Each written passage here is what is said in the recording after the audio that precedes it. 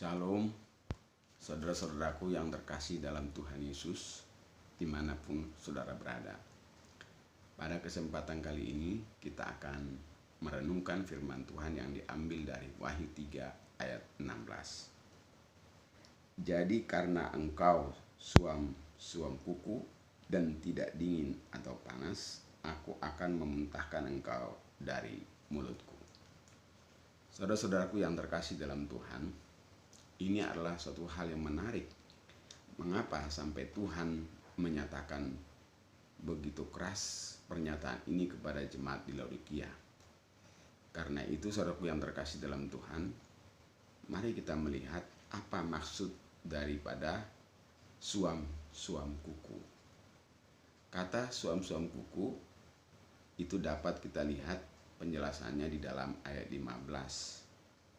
Aku tahu segala pekerjaanmu, engkau tidak dingin dan tidak panas. Alangkah baiknya jika engkau dingin atau panas. Jadi saudaraku yang terkasih dalam Tuhan, bahwa yang dimaksud dengan suam kuku adalah pribadi-pribadi orang-orang yang dimana dirinya tidak panas dan tidak dingin. Yaitu orang-orang Kristen yang tidak panas dan tidak dingin. Jadi saudaraku, jangan sampai kita menjadi pengikut Kristus yang tidak panas dan tidak dingin, yang artinya adalah hidupnya tidak jelas, hidupnya tidak terarah, hidupnya terlunta-lunta, hidupnya tidak jelas tujuan yang ingin dicapai arah kemana. Padahal kita adalah orang-orang yang jelas karena kita sudah ditebus oleh Yesus. Dan kita juga tujuannya jelas, yaitu kita menjadi pribadi-pribadi yang menyerupai Kristus. Karena itu saudaraku yang terkasih dalam Tuhan, pada kesempatan kali ini mari kita menjadi pribadi pengikut Yesus yang benar-benar, bukan orang yang suam kuku, yang artinya tidak panas dan tidak dingin. Kalau kita tidak panas, tidak dingin, berarti kita adalah menjadi pengikut Kristus yang tidak jelas arah tujuan hidup kita di dalam mengiring Tuhan. Karena itu mari kita menjadi pribadi-pribadi yang jelas bahwa memang kita adalah orang-orang yang sudah ditebus dan sudah lunas dibayar oleh Yesus. Dan tujuan kita di dalam panggilan Kristus adalah untuk memuliakan Dia dan juga untuk mencapai yang namanya kita menjadi serupa dengan Kristus, menjadi sempurna di dalam progres kehidupan kita menuju kesempurnaan seperti Kristus. Karena itu saudaraku yang terkasih dalam Tuhan, hal yang berikutnya adalah kata suam kuku juga diartikan sebagai hidup yang statis. Hidup kita tidak boleh menjadi hidup yang statis. Sangat berbahaya atau kurang tepat kalau hidup kita hanya terus di dalam zona-zona aman.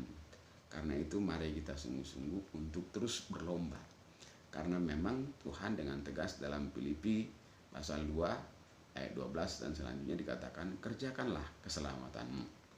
Bukan hanya pada waktu Rasul ada, tapi diminta oleh Rasul Paulus ketika dia pun tidak ada, jemaat harus senantiasa mengerjakan keselamatannya, supaya apa yang dirindukan Allah menjadi jemaat yang kudus, sama seperti Yesus adalah kudus, itu bisa tercapai di dalam realita hidup kita sehari-hari. Sehingga melalui hidup kita, nama Tuhan dipuji dan dipermuliakan, dan hidup kita pun menjadi garam dan terang, menjadi teladan yang baik di tengah-tengah masyarakat atau komunitas kita masing-masing, termasuk di dalam keluarga kita. Jadi mari kita jangan menjadi pribadi yang statis, jangan menjadi pribadi yang hanya sudah menerima keselamatan tapi mengerjakan keselamatan itu. Karena itu mari kita kerjakan bagian apa yang Tuhan berikan kepada kita, supaya keselamatan itu menjadi benar-benar memerdekakan hidup kita dari segala dosa, dari segala kebiasaan buruk, dari segala pikiran-pikiran kotor, hawa nafsu, penyembahan berhala, dan segala hal yang berbau negatif. Pikiran kita menjadi pikiran Kristus, pikiran yang positif. Yang berikutnya adalah saudaraku yang terkasih dalam Tuhan. Di dalam Wahyu 3 ayat 17, di sana juga dijelaskan ada orang yang menganggap dirinya kaya padahal tidak kaya. Dia buta, telanjang, miskin, lain sebagainya. Orang seperti ini dianggap adalah orang yang suam-suam kuku, yang artinya adalah hidup dalam mimpi. Kita nggak boleh hidup dalam mimpi. Hidup itu harus direalisasikan.